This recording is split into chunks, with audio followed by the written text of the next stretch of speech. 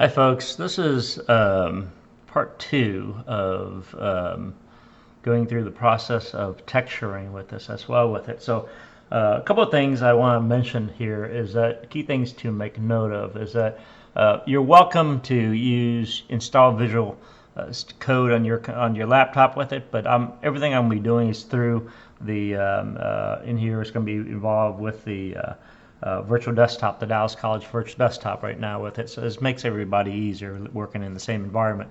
But like I said, if you are knowledgeable about how you install software and all that stuff with it, I have Visual Code, like I said, installed on the virtual desktop on the arts and design virtual desktop with it.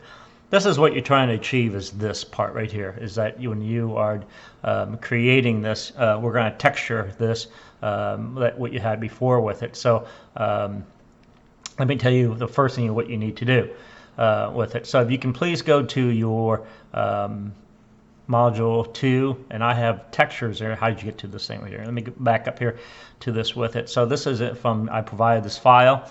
It's this right here, download right here. Let me turn this on to learning mode so you could see the same views what I have with it. And if you go to module 2, it's this particular file, download asset textures right here for me, okay?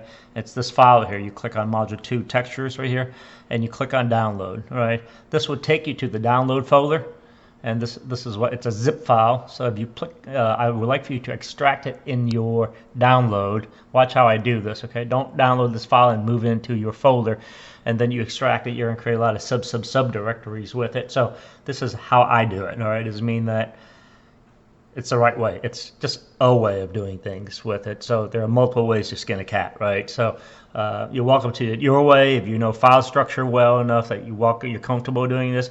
But for the most of you, like I said, you're welcome to it my way. That way we could avoid a lot of sub different directory that will match this entire exercise with it. So you download this. This goes to your default directory as download in my browser with it. I open this up, and here is this file right here, and this is what it looks like. I right mouse click on it. I come down, I hit extract all right here, this button right here. All right, it generates this particular folder. Now I want to back up here. I want to point out something really quick. A zip file has a zipper on it. It's compressed. A file that's been extracted has a regular manila folder.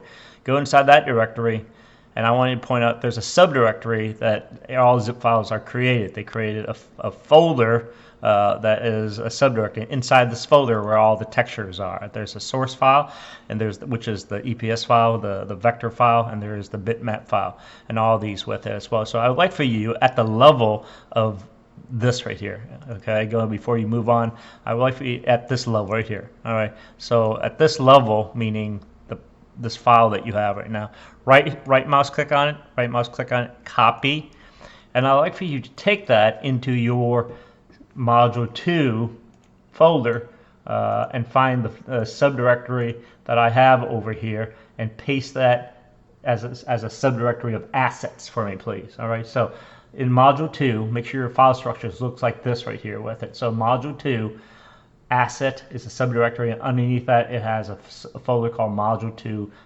textures with it, and you have these 4 files in here.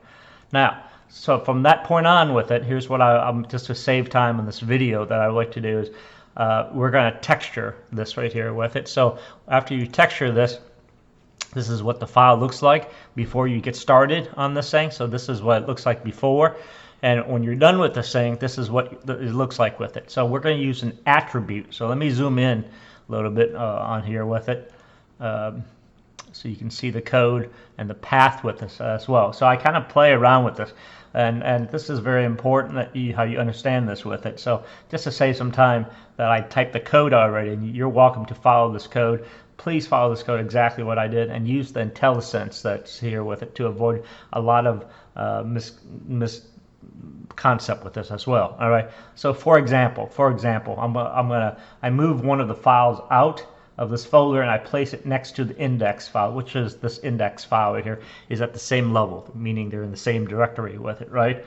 They're at the same level. So I moved a file I copied one of the Old Stone's brick, and I went and pasted it outside. So let me just do one of them to show you what file structures look like with it. So when you do a source, it's in reference to where you're coming from and where you're going to, right? So let me take this one out. All right. So this is the box that you see here. It has kind of like this metallic type of aluminum wrapping with it as well with it. So as I look here, this is my index. Can you see my index file right here? And this is I moved the file out. It's the old stone brick, which is one of the asset files in there. I moved it out at the same level, both these at the same level. If they're at the same level with it, I can go in, and if I just hit /, watch, /, it's going to tell me, all right, where would you like to have this source file coming from? So I know it's in module 2, right? And here it is. Look at that IntelliSense. It drops down to old stone brick wall texture.jpg. Now, this is how it writes it for you, but I like for you to make sure you understand how that links with it. It types it up for you, but remove its path so it takes a look like this. Anytime when you do a /, it says change directory. You're not changing any directory or going into any directory with this. This file is right next to the index. So that's what it looks like right here with it, right? So that's how I did it.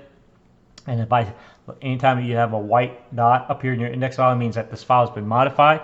So Command S saves it, Control S or Command S, however it is with it, and you're going to see this file that I just render the same with it, and it should take a few seconds here if it doesn't blow up here, right? So I did this as the tile. You see this is a brick. I changed the aluminum wrapping to kind of like a brick box with it. Now, you can do the same thing. Here I'm going to Control Z is your best friend in a lot of these stuff with it. So just do Control Z, Control Z, Control Z, Control Z. And we need to actually go back. I'm going to do one of these for you with it. So we'll go back in. We'll do / with it. And of course, again, you go into your module 2, assets, and then you find your asset textures with it, right? And then you look at what textures that you like to use. I'm going to use the metallic hologram background back to the way it was. Again, I have to go back in and modify this to the proper directory with it. So I'm going through, I need to understand that I'm going through from my index into my asset module 2, right? So I just take out the module 2, and this is what I have right here, right? So I'm going to change this cube right here back to the aluminum file with it as well. So Command S saves it, and it's going to doing a live server with it. Now, you notice the aluminum file is going back to the way. Give it a second. It just takes a few seconds. Yeah, it goes back to the way. Before you do this, I should have told you this at the beginning with it. If you could for me, come down to this cube right here. This cube. If it doesn't work, I should have said this before. I'm so sorry, but I just was thinking. So in here, if you can type in the word live, all right, live, and install the live server. This is because I have it installed already. I should have mentioned this the first thing, all right? So please install the live server with your Visual Code. Do install. I have it installed already, okay? Once you have that installed, you're running as a local host in this thing right now with it. So this is what it looks like, and go back to your file structure. It looks like this right now. Cool? Yeah. So I don't want to take any more time out of this to do this with it, but that's what I should have done, was to get you to install the live server with it as well. This concludes part 2 of module 2. Task 2 of module 2. My apology. Bye-bye.